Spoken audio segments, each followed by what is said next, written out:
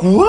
Maintenant qu'on est là à parler de la CAN, il y a le feu au Paris Saint-Germain. On a tout simplement un nouveau dictateur, Monsieur Ousmane Dembélé. Je tiens déjà à vous informer que Diego Simeone a pris la parole concernant ce qui s'est passé entre lui et Vinicius hier. On l'a demandé en conférence de presse qu'est-ce qu'il a dit à Vinicius durant le match. Et il a tout simplement répondu: ce que j'ai dit à Vinicius, je n'ai rien à dire. Je ne me souviens pas de ce que j'ai dit, j'ai une mémoire capricieuse, bien sûr. Il dit: depuis le début de ma carrière, j'ai toujours dit une chose: ce qui se passe sur le terrain reste sur le terrain, rien de plus. Voilà, il n'a pas voulu répéter ce qu'il a dit à Vinicius. Et contrairement à lui, Xabi Alonso, lui, n'a pas mâché ses mots. Il dit: j'ai entendu ce que Diego Simeone a dit à Vinicius et je n'ai pas aimé ça. On ne peut pas parler comme ça, certaines choses dépassent les bornes. Apparemment, à la sortie de Vinicius hier, si vous avez remarqué, il a failli s'embrouiller avec Diego Simeone. Il s'est rapproché de lui et il lui a dit: concentre-toi sur ton travail, ne parle pas à mes joueurs. Xabi Alonso a failli se battre pour Vinicius. Et Vinicius, bien évidemment, comme vous le connaissez, ce qui s'est passé sur le terrain là, ça n'allait pas rester à là. À la fin du match, il s'est empressé d'aller sous les commentaires d'une vidéo qui montrait son altercation avec Simeone. Et il a tout simplement écrit: Simeone a perdu un autre match à élimination directe. C'est vraiment des gamins ces deux-là. Maintenant, on termine avec la relève de Mobutu, Monsieur Ousmane Dembélé. Si vous vous rappelez bien, lorsqu'il a participé à l'émission The Bridge d'Aurélien Tchouameni sur YouTube, il avait dit qu'il avait une certaine passion envers les dictateurs. Et bah, vous allez comprendre pourquoi. Ousmane Dembélé va refuser l'offre de prolongation du Paris Saint-Germain. Oui, vous avez bien entendu. Le Paris Saint-Germain a proposé 30 millions d'euros par an. Le clan Dembélé, eux, demande le double, c'est-à-dire 60 millions d'euros par an. Et là, ils ont refusé l'offre du Paris Saint-Germain. Après, il y en a qui disent qu'il le mérite, étant donné qu'il a fait ses preuves la saison dernière. Contrairement à Kylian Mbappé qui a dépouillé le club et ensuite il est parti au Real Madrid. Waouh, c'est une news de malade mental. Ousmane Dembélé va refuser l'offre de prolongation du PSG. Le PSG a proposé 30 millions d'euros par an. Le clan Dembélé en espère le double pour le Ballon d'Or. Plus tôt dans la journée, on apprenait d'après Fabrice Hawkins que Ousmane Dembélé et Barcola ont reçu une offre de prolongation. Une revalorisation salariale pour le Ballon d'Or est prévue, mais le PSG souhaite garder un certain équilibre dans le vestiaire. Alors peut-être 60 millions c'est maxé. En tout cas, s'il demande 60 millions d'euros, c'est une dinguerie. Mais je pense vraiment qu'on est dans cette configuration-là. Parce qu'au Barça, c'est ce qui s'est passé. Au Barça, ils ont demandé une prime à la signature de 45 millions avec un salaire de 25 millions d'euros par an brut plus des primes. Et je pense qu'aucun Parisien veut que le PSG pose la somme.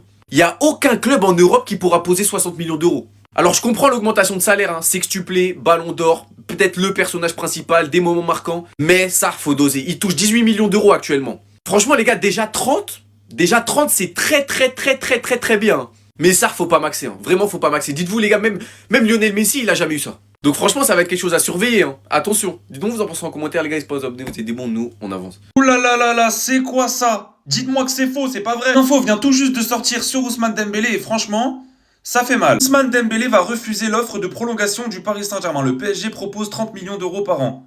Il en réclame le double. Les calculs sont très simples, Ousmane Dembélé réclamerait 60 millions d'euros par an. Je préfère rester au conditionnel puisque c'est Santi JFM et je ne sais pas si c'est fiable pour ce qui est du Paris Saint-Germain. Je sais que c'est un journaliste qui sort souvent des informations très fiables, mais pour le PSG, j'en sais rien. Et imaginons que ce soit vrai, bah c'est ciao. En fait, on fait coucou et on lui dit au revoir. Ousmane Dembélé, on l'aime beaucoup, encore une fois, il a été très important, mais 60 millions d'euros, faut pas déconner. Kylian Mbappé l'a eu, mais on ne veut plus faire les mêmes erreurs. On ne veut plus faire les erreurs du passé qui nous ont conduit à la catastrophe. Ousmane Dembélé n'aura pas 60 millions d'euros, en tout cas, on ne doit pas lui donner. Si c'est vrai, évidemment, il faut pas lui donner. S'il le réclame et que le PSG ne veut pas lui donner et qu'il continue de réclamer, bah ça sera ciao et ça sera l'Arabie Saoudite. Voilà. Si c'est faux, bah faut aller se faire foutre. Mais voilà, j'espère que c'est faux. Voilà, donnez-moi vos avis. 60 millions Dembélé. Doucement. Et en attendant, allez Paris. À quoi il joue Ousmane Dembélé? Il veut jouer au bras de fer avec le nouveau système du PSG. Parce que je vous rappelle que Donnarumma, il voulait jouer à ça. Donnarumma, il voulait des privilèges de gardien. Truc, il voulait une augmentation. Truc. Mais on a vu là où il a fini. Même si certains disent que c'est Luis Enrique. Il n'était pas dans les plans de Luis Enrique et tout ça. Mais là, Ousmane Dembélé, il veut jouer au bras de fer. Et je pense que c'est pas une très bonne idée. On sait qu'il est Ballon d'Or. Il a remporté le prix The Best et tout ça. Mais il ne doit pas oublier que c'est le PSG qui lui a donné tout ça en vrai. Parce que moi, je fais partie des supporters parisiens qui pensent qu'Ousmane Dembélé, il aurait pas vraiment dû refuser cette première offre en vrai. 30 millions d'euros, mais c'est énorme. C'est énorme, Ousmane. Si tu veux nous dépouiller 60 millions d'euros. Non, c'est pas bon. Va en Arabie Saoudite, mon frère. Ne joue pas au Mobutu de Mbappé, là. Moi, je suis sérieux. Mais après, c'est de la négociation, c'est son droit. On va pas lui en vouloir pour ça, même si moi, je trouve que c'est un peu exagéré. Vouloir le double. Non, si tu veux qu'on te rajoute un petit 5 millions au-dessus, ça peut passer. Mais 60 millions par an, Ousmane Dembélé. Non, t'abuses, mon gars. T'abuses. J'espère que tu vas vraiment nous refaire la même saison. Bon, ne posez plus de questions. Fabien Ruiz vous a tout expliqué sur les séances des tirs au but des Parisiens. On ne travaille pas ces séances de tir au but. Non, on ne travaille pas ça. Fabien Ruiz a affirmé, nous ne travaillons pas les pénaltys, même si parfois certains joueurs restent avec les gardiens. Ce n'est pas quelque chose que nous travaillons énormément, mais nous avons de grands gardiens qui nous permettent de gagner cette séance avec les tireurs qui ont marqué aussi. J'espère que nous pourrons encore gagner, et si cela doit passer par les tirs au but, ça me va aussi. Mais les gars, ça c'est faux, hein. Ça peut pas être vrai, c'est impossible. Ousmane Dembélé va refuser l'offre de prolongation du PSG. Le PSG a proposé 30 millions par an. Le clan Dembélé en espère le double pour le Ballon d'Or. Déjà, 30 millions, c'est beaucoup trop. Actuellement, il touche 18 millions. S'il doit être augmenté, c'est maximum à 25 millions. De deux, il est parti en mauvais terme de Dortmund. Il est parti en mauvais terme du Barça. Il peut pas partir en mauvais temps du Paris Saint-Germain. C'est le seul club où il peut partir en légende s'il gère bien la fin de son histoire au Paris Saint-Germain. Il est pas bête. Et pour finir, le club a tellement poussé pour qu'il gagne tous ses trophées individuels. Ils l'ont mis tellement en avant et c'est mérité, hein.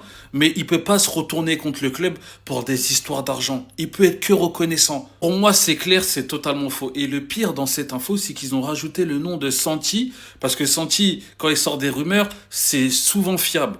Et pour bien confirmer, pour bien mettre le doute, pour bien mettre le trouble autour de notre club, ils ont rajouté le nom de Santi. Mais les gars, c'est faux, c'est faux. C'est pas vrai, c'est impossible. Alors là, Nasser, il est déterminé. Les négociations pour Dembélé et Barcola, elles sont pas faciles. Il y a déjà une première offre qui a été faite aux deux joueurs qui ne leur a pas plu. Ça, c'est important de le rappeler. Pour Barcola, les gars, le 23 décembre, il y avait une offre de prolongation. Le lendemain, un tas de rumeurs qu'il envoyait à Liverpool. En résumé, il a pas kiffé l'offre. Après, on sait que c'est pas que l'argent qui motive Barcola parce qu'il a dit à son agent que s'il va à Liverpool, il veut avoir l'assurance d'être titulaire. Et pour Dembélé, c'est pareil. Il y a 3 jours, on nous disait qu'ils n'arrivent pas à trouver d'accord avec Dembélé. Parce qu'en termes de salaire, Dembélé, il veut une partie variable plus faible et un fixe plus gros.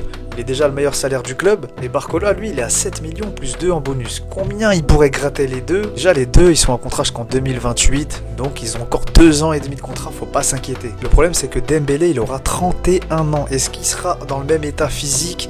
Est-ce qu'il sera en forme? Gros point d'interrogation.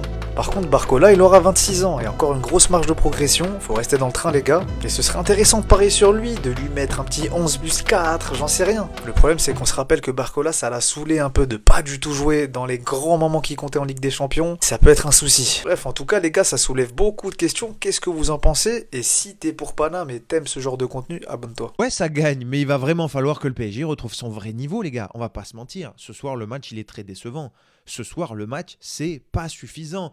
Ça va que le PSG a la baraka du champion. Voilà. Et que à chaque fois, ça fait le taf sur les séances de pénalty parce qu'il y a des très grands gardiens. Safonov et Chevalier sur les séances de pénaux depuis le début de saison.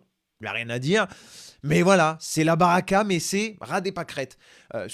Coupe intercontinentale, tu vas encore faire les pénaltys. Là maintenant, tu joues Marseille, on ne peut plus parler de fatigue. Il y a eu du repos pendant la trêve de Noël, il y a eu de la préparation, ça a été un match qui était attendu. C'était une revanche aussi pour les Parisiens. Et finalement, on fait ce match-là. Non, c'est pas suffisant. Clairement pas. Et ça va que c'est Marseille. Un Marseille qui, il y a quand même 4 jours, se faisait marcher dessus par Nantes. Voilà, mais aujourd'hui, le PSG a montré des vrais signes de fragilité. Voilà, cette manière de vouloir tout le temps gérer le tempo, gérer le rythme, mais sans apporter du rythme. Par rapport à l'année dernière, tu gérais le tempo du match, mais t'apportais quelque chose, une maîtrise, du rythme. T'avais ce pressing tout le temps, toutes les 90 minutes. Là, on le voit pas. Là, on voit une équipe, ça marque un but, et puis après, ça patiente. Voilà, depuis le but d'Ousmane Dembélé, après, ça a attendu. Voilà, attendu comme s'ils voulaient se faire égaliser. Comme s'ils attendaient que ça. Et puis une fois que tu te fais égaliser, là d'un coup, le PSG montre encore une fois sa qualité. Parce qu'en 3 minutes, tu remets le pied sur l'accélérateur, tu passes la deuxième, hop, passe en profondeur, but. Voilà, avec un Gonzalo Ramos, un corps buteur et un corps décisif, et un Bradley Barcola qui fait une très bonne rentrée, puisqu'il est décisif lui aussi. Mais voilà, encore une fois, ça passe pour l'instant pour le PSG. Mais quand ça a des adversaires un petit peu plus coriaces en Ligue des Champions, ça risque de bloquer à un moment donné. Et puis il y a des phases sur lesquelles les Parisiens ont été trop faibles ce soir. Les corners, c'est pas normal d'être mis en difficulté comme ça sur les corners. Alors un Chevalier qui a été très bon, mais à un moment donné, un ballon dans ses 6 mètres, faut sortir. Un Balerdi qui, 5 premières minutes, il est là, reprend une tête tout seul devant un Chevalier, c'est pas sérieux. Ah, c'est pas sérieux. Il y a eu beaucoup trop d'erreurs ce soir. Encore un petit rythme. Et il va vraiment falloir maintenant monter en puissance. L'équipe était là. Il n'y a plus de blessés. Il n'y a plus de ceci, il n'y a plus de cela. Passer Hakimi, c'était l'équipe type. En plus, il y a un très grand Warren. Donc, on va dire, ça compense largement. Aujourd'hui, c'est pas suffisant ce que fait le Paris Saint-Germain. Et si tu veux tout gagner, il va falloir aller chercher bien mieux. Alors, encore une fois, il y a le temps de monter en puissance. Mais ces petites sonnettes d'alarme, je trouve, ces finales successives là qui jouent à pas grand-chose. Sinon, félicitations quand même aux Marseillais, parce que franchement, vous avez mérité, vous n'êtes pas passé loin d'un titre depuis 12 piges. Maintenant, bon voilà, avec aussi un arbitrage qui a fait polémique, hein, on va pas se mentir. Mais voilà, un joli match encore une fois de la part des Marseillais qui auraient presque mérité mieux. Mais qu'est-ce qu'il a mangé à Noël, Chevalier, les gars? Qu'est-ce que c'est que ce match qu'il a sorti ce soir pour le coup? À mettre en avant, je sais pas, il a dû faire une préparation en mode Rocky Balboa avec la photo de Safonov dans sa salle de sport, c'est pas possible. Parce que ce soir, il n'y a rien à dire. Bon, il n'y a rien à dire. On peut lui reprocher encore des choses. Hein. Sur les corners, les Marseillais ont été très dangereux parce qu'il ne sort jamais, même dans les ballons dans ses 6 mètres. Bon, la sortie très en retard sur Greenwood, alors penalty, pas penalty, il le touche pas. Hein. Mais bon, voilà, l'arbitre qui siffle penalty, alors ça peut se discuter, ça aurait pu avoir un gros impact sur ce match-là. Mais Chevalier, voilà, qui a été extraordinaire. 2 penaltys arrêtés, un corps. Mais qu'est-ce qui se passe avec les gardiens du PSG, les gars, cette année? Alors, autant le PSG, manifestement, adore les séances de penalty, mais que ce soit Safonov ou que ce soit Chevalier, depuis le début de la saison, à chaque fois qu'ils en ont joué une, ils ont été décisifs et ça a permis au PSG d'aller s'imposer. Encore 2 arrêts ce soir. Alors, pourquoi faire tirer O'Reilly côté marseillais? C'est une grande question. C'est tiré n'importe comment. Le joueur, il a quasiment pas touché un ballon, si ce n'est pas touché un ballon. Pas d'intérêt. Voilà, j'ai pas compris le move de la part de De Zerbi et de son staff. Mais voilà, Chevalier héroïque. Et pour le coup, il faut le mettre en avant ce soir. Il le mérite. Il y avait eu effectivement Safonov qui a eu une grosse pression. Il a eu la chance quelque part que Safonov se blesse et lui relaisse la place naturellement.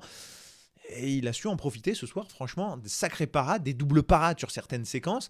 Et le PSG aurait pu se mettre en grande difficulté sans un Chevalier monstrueux dans la cage ce soir.